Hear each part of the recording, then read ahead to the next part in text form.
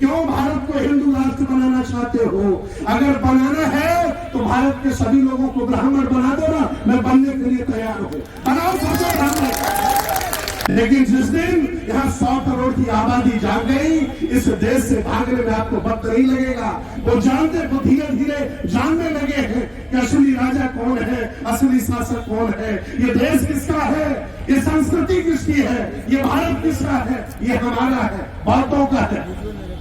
अगर हिम्मत है तो मैं चलता हूं अभी मजिया, भेज दीजिए कप्तान को। अगर औकात हो कप्तान की तो बनते सुमित्रतन को बिहार से निकाल के दिखा दे। कमजोर, पढ़े लिखे कम तो भिक्षुक थे और आपने लाठी डंडा दिखाकर उन्हें बिहार से बाहर निकाल दिया। अगर है इनकी माँ ने दूध पिलाया तो चलो हम चलते हैं अभी, उसी को तो बिहार में बैठे। हमारा प्रॉपर्टी है, ये मठ मेरा है, ये देश मेरा है और तुमने छीना है। हम लोगों को जितने समझाने में कामयाब हो गए कि तुम यहाँ के राजा महाराजा हो, इनकी औकात नहीं है कि कभी भी हमारे हक वंचित असहाय कमजोर लोगों को ये सताने का काम करें और कब्जा करने का काम करें। ये मामला अब धीरे धीरे बढ़ रहा है। मैंने कल हाई कोर्ट के वकीलों से बात की है। मैंने कल बदायूं के एसपी को क्रिमिनल केस में लगाऊंगा और मुकदमा में ठोकूंगा। ये मामला बढ़ेगा। मैं हाई कोर्ट भी जा चुका हूं, सुप्रीम कोर्ट भी जा चुका हूं और इन जालिमों ने सुप्रीम कोर्ट में 1 लाख का जुर्माना भी मेरे ऊपर लगाया है। मैं हाई कोर्ट अब जा रहा हूं, यहाँ के डीएम को, एसएसपी को, दरोगा को, सीओ को पार्टी बनाऊंगा और उनके खिलाफ अगर हम लोग ऐसे ही चुप रहे, अगर हम लोग ऐसे ही नालायक बनकर के अपने घरों में बैठे रहे तो ये तुम्हारे घरों पर भी कब्जा कर लेंगे, देख लेना। इसलिए ये इनका एग्जामिनेशन है, ये चेक आपको कर रहे हैं कि कितनी जान तुम में जिंदा है। और ये पता चल गया है कि बदायूं में लाखों लोग जिंदा है, अभी मरे नहीं। पार्टी बनाता हूं मैं, केस ठोकूंगा इनके खिलाफ, कप्तान पार्टी होगा, मुल्जिम बनाऊंगा इन लोगों को कि 15-20 साल से मेरा कब्जा है। आपको मालूम है अगर किसी को किराए पर मकान दे दिया जाए तो उसको आप निकाल नहीं सकते हैं, वो भी मोहब्बत से निकाला जाता है। ये भारत का कानून कहता है। और ये लाठी डंडे के बल पर 25 साल से मेरे कब्जे के बिहार में हमें कैसे निकाल सकते हैं? इन पर मुकदमा बनता है। और अगर हाई कोर्ट नहीं मानेगा तो हम सुप्रीम कोर्ट जाएंगे। मेरी एडवोकेट महमूद प्राचा से बात हुई, एडवोकेट भानु प्रकाश से बात हुई, मैंने बड़े बड़े वकीलों से बात की है। हाई कोर्ट, सुप्रीम कोर्ट में जज भी हमारे उपासक है। कहा कि आओ घंटे जी बदायूं का केस हम सुप्रीम कोर्ट में होता बनाते हैं और इनके खिलाफ क्रिमिनल केस लगाते हैं।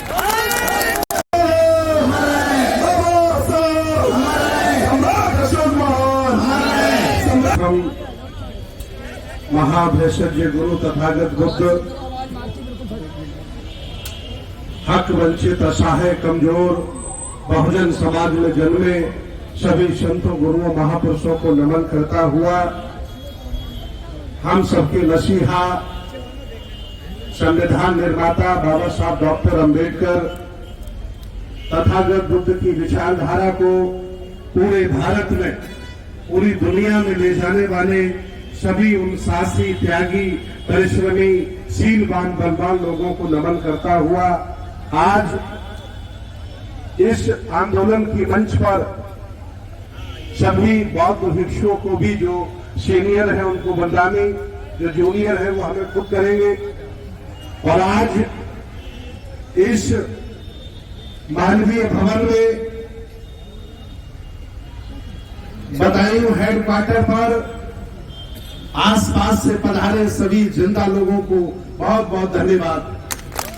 आप लोग जिंदा लोगों की कैटेगरी में आते हो क्योंकि मुर्दा अपने घरों पर बैठे हैं और वो खाना खा करके सो रहे होंगे। आप लोग जिंदा लोगों की कैटेगरी में आते हो।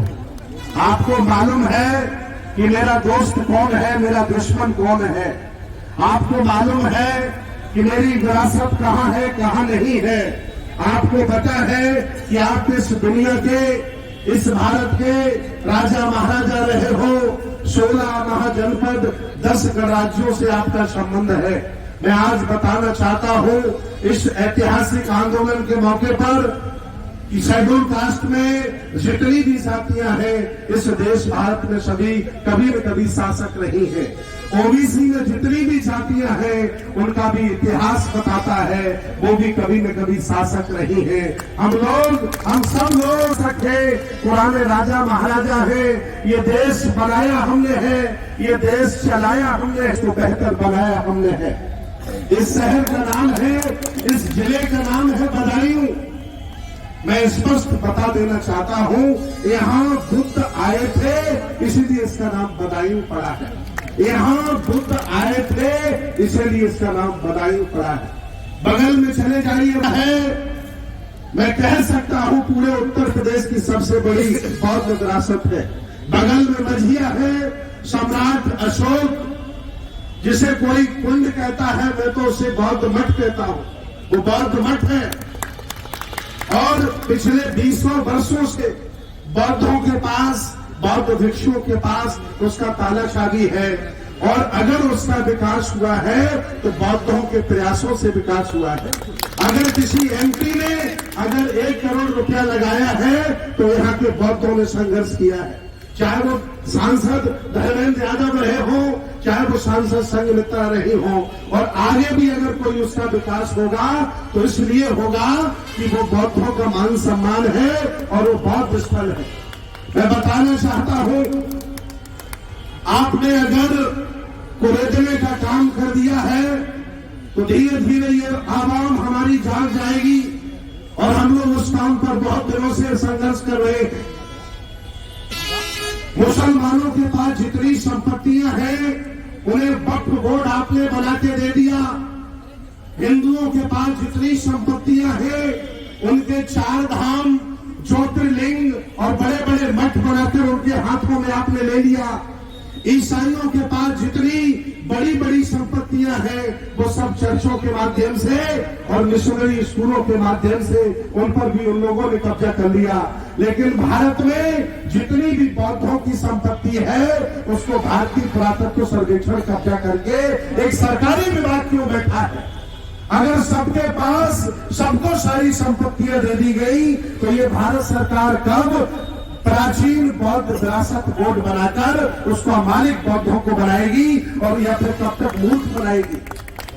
यह सभी पढ़े लिखे लोग भगवान बुद्ध की विचारधारा को जंगल तक पहुंचाने वाले लोग आए हैं। सदियां है, सबने कब्जा कर लिया है, लेकिन हमारी संपत्तियों पर भारतीय पुरातत्व सर्वेक्षण का कब्जा क्यों? आज मैं आपको बताना चाहता हूं, पूरे भारत में वन विभाग से भी ज्यादा संपत्ति, सिंचाई विभाग से भी ज्यादा संपत्ति भारतीय पुरातत्व सर्वेक्षण के पास है। और उसके पास जो 99% संपत्ति है वो सब बौद्धों की संपत्ति है, आपकी संपत्ति है, जिस पर आपका मालिकाना हक है। लेकिन आपके कमजोर, बुज़दिल, नालायक और अज्ञानी होने की वजह से इन पढ़े लिखे लोगों ने गेम किया है, चालाकी की है, आपकी सारी विरासतों पर बलात् कब्जा कर लिया है। अभी इन्होंने जब मस्जिद में सर्वे कराने का अभियान चलाया तो मैंने दिल्ली लाल किले से इनको ललकारा, अगर सर्वे कराया और ईमानदारी से सर्वे करने वाले अगर गहरा सर्वे कर दिए तो मेरा बौद्ध मठ निकल आएगा, ना तुम्हारी मस्जिद बचेगी और ना तुम्हारा, क्योंकि तुम दोनों लोग बाद में आए हो। पहले यहाँ के राजा महाराजा हम बौद्ध हम यहाँ के, ये धरती हमारी है। 2500 वर्ष पहले यहाँ हम लोग आए, हम लोग संस्कृति का विस्तार किया। 1400 वर्ष पहले इस्लाम आया और हिंदू धर्म की तो उम्र 1000 साल। भारतीय इतिहास उठा के देख लीजिए, तमाम डीएमएसएस की मेरी बात सुन रहे होंगे, चुप करके एलआईओ वाले खबर दे रहे होंगे बाबा को कि बदायूं में कुछ हो रहा है। मैं आपको बताना चाहता हूं, अगर भगवान बुद्ध के महायानी परंपरा को परिवर्तित करके आपने अगर पाली को परिवर्तित करके संस्कृत और हमारे देवी देवताओं को परिवर्तित करके महायानी देवी देवता ने बनाया होता तो कभी भी ब्राह्मण धर्म और हिंदू धर्म यहाँ पैदा ही नहीं होता। हमारे बौद्ध धर्म का बदला हुआ रूप हिंदू धर्म है।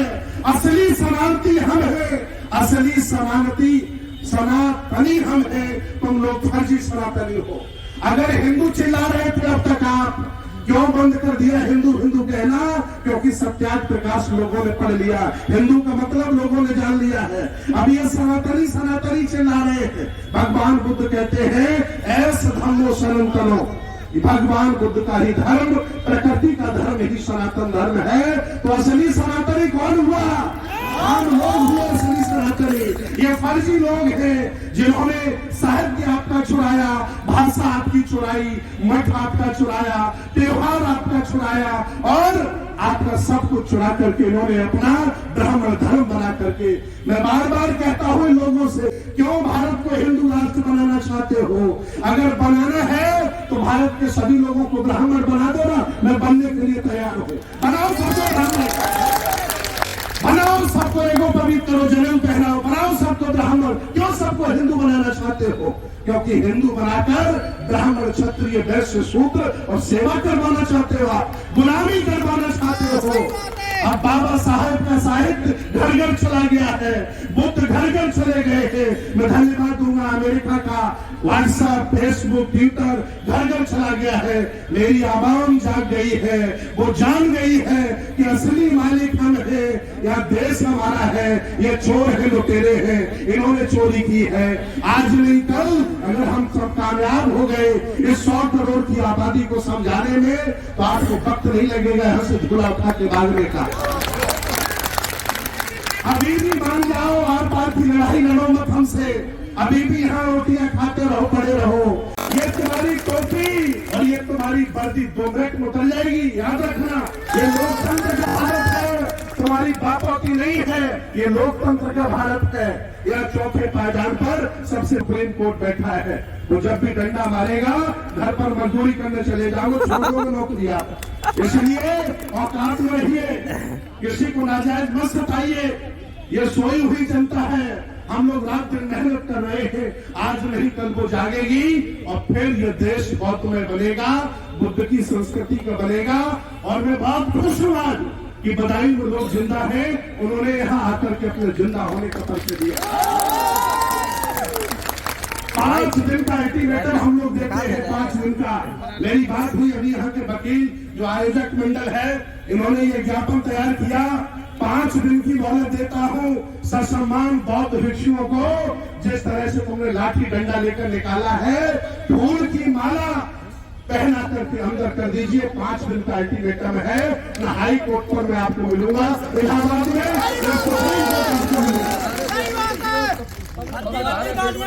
प्रमाण सकते हैं। अभी अगर हम इशारा कर दें तो ये लोग गेट तोड़ देंगे, फिर आप कहोगे कि गेट तोड़ा गया है। हम धर्मगुरु हैं, ये हमारे अनुयायी लोग हैं। सम्राट अशोक का बुद्ध विहार नहीं है। ये लोग अपने मंदिर ढूंढ रहे हैं, ये लोग अपनी मस्जिदें ढूंढ रहे हैं। मैं आप लोगों से पूछता हूँ कि सम्राट अशोक ने 84,000 बुद्ध विहार बनाए, वो कहाँ गए? कोई बताएगा? 84,000 बुद्ध विहार भगवान बाबा साहब सम्राट अशोक ने जो बनवाए थे, कहाँ है? उन सभी पर कब्जा कर लिया। मेरे भाइयों, मेरे उपासकों, मैं आपको बताता हूँ, ये तिरुपति बालाजी, ये बद्रीनाथ, केदारनाथ, अयोध्या थे, इन पर इन लोगों ने बलात् कब्जा कर लिया है। इसलिए कर लिया है कि तुम अनुयायी उनके खाने पीने के चक्कर में पड़े हो, भूल गए हो दोस्त रसूल कौन है तुम्हारा। इतनी बड़ी संस्कृति, इतना बड़ा दर्शन, इतना बड़ा साम्राज्य, सम्राट महापद्मनंद से लेकर और सम्राट हर्षवर्धन तक, यहाँ 1250 साल बुद्ध की संस्कृति का शासन रहा। 84,000 सम्राट अशोक ने बुद्ध विहार बनवाए, कहाँ है? धीरे धीरे जनता जानने लगी है। और मैं आह्वान किया था, हमने जब अयोध्या का केस किया उस समय आह्वान किया था कि तुमने एक मेरा साकेत छीन लिया है, अब हम लोग लाखों साकेत बदला लेंगे और आज नहीं तो कल अपने लोगों को जगाकर इस देश भारत का प्रधानमंत्री तक बनवाएंगे, तब जाकर के हम समझाएंगे कि ये देश मेरा है। और आज मैं सभी लोगों का बहुत बहुत आह्वान करता हूँ, जितने भी यहाँ पर सामाजिक लोग आए, धार्मिक लोग आए, संगठन चलाने वाले लोग आए और राजनीति करने वाले लोग आए, सबका बहुत बहुत धन्यवाद। क्योंकि ये राजनीतिक मुद्दा नहीं है, ये मान सम्मान की लड़ाई है। और जो यहाँ दिखाई नहीं देगा वो आगे चल करके हमारे वोट भी हमसे नहीं ले सकता है। आप लोगों ने ही इन लोगों को इतना पावरफुल बनाया है। न याद करिए 2 MLA ये नहीं जिता पाते थे और आज पूरे देश पर कब्जा कर रहे हैं क्योंकि आप लोग इनकी मीठी मीठी बातों में आ गए थे। आप लोग फंस गए थे इनके माया जाल में कि ये बहुत अच्छा बोलते हैं, बहुत बढ़िया बोलते हैं, अच्छे दिन कभी आएंगे, देख लो बधाई वाले अच्छे दिन आ गए हैं। इसलिए इन चालबाज मक्कारों झूठों के चक्कर में मत पड़िए। कुछ हमारे लोग भी झूठ बोल करके राजनीति करना चाहते हैं। झूठ बोल करके राजनीति करने का परिणाम यही होता है कि वो घर मकान दुकान छीनते हैं और हमें पैदल कर देते हैं। इसलिए तमाम नेता है यहाँ जिन्होंने आपके वोट से MP MLA बनने का काम किया, अगर आज वो हमारी विरासत की लड़ाई में साथ नहीं देंगे तो ये बदायूं की जनता उनको कभी वोट नहीं देगी। 6 की 6 विधानसभा हारेंगे, पूरा प्रदेश हारेंगे, पत्ता साफ कर दोगे, करोगे कि नहीं करोगे? सम्मान से बढ़ के कुछ नहीं होता मेरे भाइयों। इसलिए आज हम बहुत भिक्षु हैं, हम लोग दया करुणा सीट पर चलने वाले हैं और जब कोई ज्यादा ही अपने सताएगा तो हम भी खाना खाते हैं, हमें भी जज्बात आते हैं। हम भी उसी खानदान के लोग हैं जो पहले देश पर शासन कर गए। हम लोग ऐसे आसानी से डरेंगे नहीं, झुकेंगे नहीं। एक बार फिर निवेदन करेंगे कि हम लोग हिंसा का साथ नहीं लेंगे। अहिंसा पूर्ण से, शांति के तरीके से, आनंद की तरीके से हम लोग अपनी मांगे रखेंगे क्योंकि ये राजशाही नहीं है, ये देश में लोकतंत्र है, ये देश संविधान से चलता है, ये देश किसी के बाप का नहीं है। इसलिए लोकतंत्र में हक मुझे मिला है, अधिकार मुझे मिला अपनी बात कहने का और अपनी बात मनवाने का, उसका मैं सहारा ले रहा हूं और सब लोगों से निवेदन करूंगा कि कोई हिंसा का सहारा नहीं लेगा और अपनी मांग हम लोग बाकायदा शासन प्रशासन से मांगेंगे और 5 दिन का जो समय दिया है अगर आपने उसे पूरा नहीं किया तो हमने कह दिया हाई कोर्ट में हम आपको बुलाने जा रहे हैं। हम लोग सुप्रीम कोर्ट में आपसे मिलेंगे तो ये टोपी उतार करके जज के जब यहाँ जाओगे तब तुम्हें शर्म लगेगी कि लोगों के भड़काने पर, RSS बजरंग दल के गुंडों के भड़काने पर तुमने बौद्ध भिक्षुओं पर हमला कर दिया, उन्होंने बुद्ध विहार से तुमने उन्हें निकाल दिया। तुम्हारी इतनी हिम्मत, तुम नौकर थे, तुम कोई पार्टी थोड़ी थे, तुम्हारी हिम्मत ऐसे कैसे हो गई? इसलिए आज नहीं तो कल ये काम करवा दो, सम्मान हमारे लोगों को आप पहुंचाओ। वो जगह बौद्ध विरासत है, रहेगा, उसके लिए खून भी बहाना पड़े तो ये बहुजन समाज पीछे नहीं हटेगा। बहुत बहुत धन्यवाद, बहुत बहुत साधुवाद है। जय भीम, जय संविधान। भगवान बुद्ध की इसी बीच